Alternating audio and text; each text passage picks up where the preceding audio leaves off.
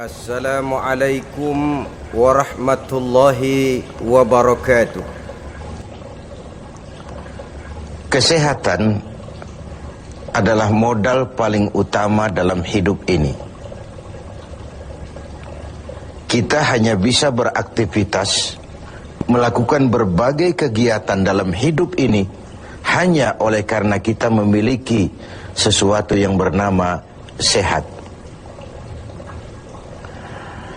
Kecenderungan kita adalah baru merasakan pentingnya suatu nikmat kalau dia sudah berkurang atau bahkan hilang sama sekali dari diri kita. Kita baru merasakan pentingnya gigi kalau sedang sakit gigi. Kita baru merasakan pentingnya telinga kalau sudah tuli. Kita baru merasakan nikmatnya, benar-benar nikmat mata kalau sudah diserang penyakit buta. Sepanjang dia ada, normal, kita kadang-kadang kurang menjaga dan memeliharanya. Padahal Al-Quran telah mengingatkan kita, la in syakartum la azidannakum wa la in kafartum inna azabi lasyadid. Kalau kamu pandai bersyukur dalam artian menjaga nikmat, menjaga karunia yang diberikan Allah kepadamu, aku akan tambah nikmat itu kepadamu. Tapi kalau kamu ingkar, kamu tidak pandai bersyukur, kamu tidak pandai menjaga dan memelihara nikmat itu, awas, azabku itu akan pedih adanya. Begitulah. Kesehatan ini menjadi modal utama. Kita melaksanakan puasa, selesai itu kita berangkat ke masjid melaksanakan sholat tarawih, kemudian tadarus Al-Quran, bahkan ibadah haji, jihad sekalipun hanya mungkin kita laksanakan kalau kita mempunyai sesuatu yang bernama sehat. Nah, lawan dari sehat adalah sakit. Kita manusia terdiri dari dua elemen pokok, jasmani dan rohani. Kadang kita kehilangan keseimbangan. Berpayah-payah kita mengurus rohani, berpayah-payah kita mengurus jasmani, maksud saya. Satu hari 3 kali kita mandikan jasmani kita. Kita berikan pakaian yang bagus-bagus, parfum yang wangi-wangi, pakaian yang aksesoris yang mahal-mahal untuk keindahan jasmani. Pernahkah kita berpikir seperti itu untuk menambah keindahan rohani kita? Kita hiasi dengan sifat-sifat yang baik, dengan sabar, dengan ikhlas, dengan tawadhu, dengan tasamuh, lapang dada, dan sebagainya. Begitu juga kalau kita bicara penyakit. Kita sibuk kalau diserang penyakit jasmani. Tetapi sesibuk itukah kalau rohani kita yang diserang penyakit? Al-Imam Al-Ghazali membagi penyakit itu dalam 2 macam.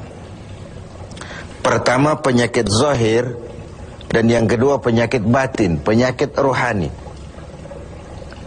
Apa perbedaan dari kedua penyakit ini? Yang pertama, penyakit zahir banyak dokternya. Apalagi di zaman spesialisasi sekarang ini, tinggal cari saja dokter ahlinya. Penyakit jantung ada dokternya, liver ada dokternya, paru-paru ada dokternya, ginjal ada dokternya, kulit ada dokternya. Penyakit zahir banyak sekali dokternya. Tapi penyakit batin, dokternya hanya agama dan kemauan yang kuat dari orang yang punya penyakit itu untuk mengobati diri. Sulit cari dokter yang bisa mengobati penyakit sombong, cari dokter yang bisa mengobati penyakit kikir, cari dokter yang bisa mengobati penyakit angkuh, sombong, bakhil. Agama dan kemauan yang kuat dari orang yang dihinggapi penyakit itu untuk memperbaiki diri melalui riyadhah, latihan dan latihan. Yang kedua, kata Al-Ghazali, perbedaannya ini aneh. Penyakit zahir yang empunya penyakit lebih tahu dari orang lain. Sedangkan penyakit batin sering orang lain lebih tahu dari yang punya. Ini aneh. Kita punya penyakit jantung. Kita tahu wong itu penyakit kita dan itu penyakit zahir. Teman kita nggak tahu, datang-datang main kagetin aja, woi, kelepek kita. Kita yang punya penyakit tahu, orang lain nggak tahu. Tapi kalau penyakit batin ini aneh, orang lain sering lebih tahu dari yang punya. Kalau kita sombong, kita sering tidak merasa, kita anggap sikap kita wajar saja. Kalau kita diserang penyakit pelit, kita tidak merasa, kita anggap wajar saja. Kalau kita diserang penyakit hasud, kita anggap wajar saja. Orang lain yang tahu. Karena itu sahabat Umar bin Khattab radhiyallahu an kerap kali kalau berkumpul dengan sahabat sering kali bertanya, kau lihat saya sombong apa tidak? Kau lihat saya pelit apa tidak? Kau lihat pada tingkah laku saya ada tanda-tanda kekafiran atau tidak?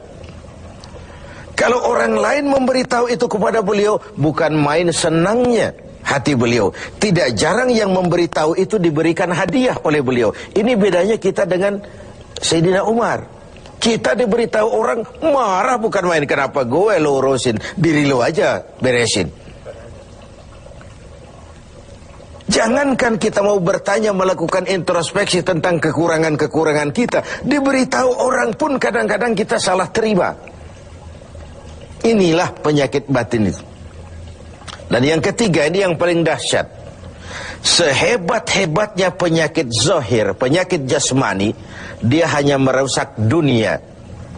Paling-paling mati gitu saja. Tapi penyakit batin, penyakit rohani kalau diserang, merusak dunia, menghancurkan akhirat. Kita diserang kanker, mati, resiko dunia saja. Kena ginjal, mati. Paru-paru, mati. Darah tinggi, mati. Tapi tidak berakibat akhirat. Maksudnya tidak ada nanti penduduk neraka ditanya, kenapa kamu masuk neraka? Kanker, Pak. Tidak ada. Kenapa kamu masuk neraka? Tumor, Pak. Juga tidak. Yang menyebabkan masuk neraka itu penyakit rohani. Jadi kata Al-Ghazali, penyakit rohani itu kalau diserangnya kita, rusaklah dunia, hancurlah akhirat. Kita diserang penyakit sombong, di dunia dikucilkan dari pergaulan, di akhirat jelas juga tempatnya. Kita diserang penyakit kikir bin pelit. Di dunia siapa yang mau bergaul dengan orang pelit? Walaupun kita sendiri kadang-kadang pelit. Tapi di akhirat juga tempatnya jelas.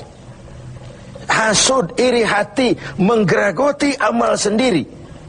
Di dunia kita sulit hidup karena senang lihat orang susah atau susah lihat orang senang. Itu kan tandanya hasud itu, iri, dengki. Lihat orang susah, senang. Lihat orang senang, susah. Di dunia saja sudah susah hidup, susah gemuk. Di akhirat jelas juga tempatnya. Karena itu kata Al-Ghazali, heran saya ini. Kalau diserang penyakit zahir, cepat-cepat kita lari ke dokter. Tidak ada uang, berutang pinjam pun maulah. Diserang demam, diserang flu, diserang segala macam penyakit zahir. Panik, cepat lari ke dokter.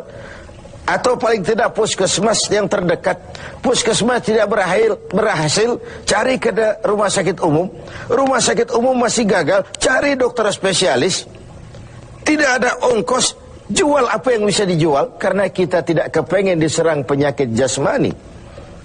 Tapi kalau diserang penyakit rohani, kata Al-Ghazali, kita sering tenang-tenang saja. Padahal diserang penyakit rohani itu celaka dunia, hancur akhirat kita. Sehingga beliau menghimbau, kalau kita begitu bersungguh-sungguh mengobati penyakit jasmani yang kalau diserang hanya merusak kehidupan dunia, betapa kita tidak akan lebih bersungguh-sungguh mencari obat penangkal penyakit yang kalau diserangnya kita, rusaklah dunia, hancur jugalah akhirat kelak.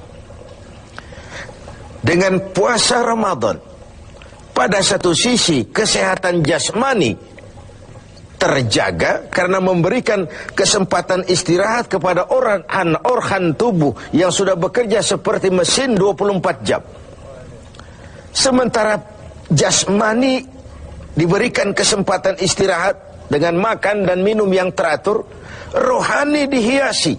Dengan puasa timbul sabarnya, dengan puasa timbul jujurnya, dengan puasa timbul ikhlasnya, dengan puasa timbul sikap rendah hatinya. Dihiasi dengan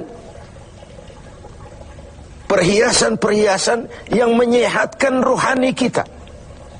Inilah mana ucapan Nabi, sumu tasihu, berpuasalah kau, niscaya kau akan sehat. Bukan sekadar sehat jasmani, tapi juga sehat rohani. Karena itu kita sering berbangga dengan perhiasan jasmani, dengan berbagai merek yang kita pamerkan kepada teman-teman kita. Kita pakai jam tangan Rolex, kita pakai baju Versace, Gianni Versace, kita pakai tas Louis Vuitton, berpayah-payah kita menghiasi jasmani kita. Sementara rohani kita merana, rohani kita sakit, rohani kita kering kerontang, kita nyaris tidak pernah memberikan perhatian. Inilah Ramadan, nuansa di mana kita menumbuhkan keseimbangan antara pertumbuhan jasmani kita dengan kesehatan rohani kita.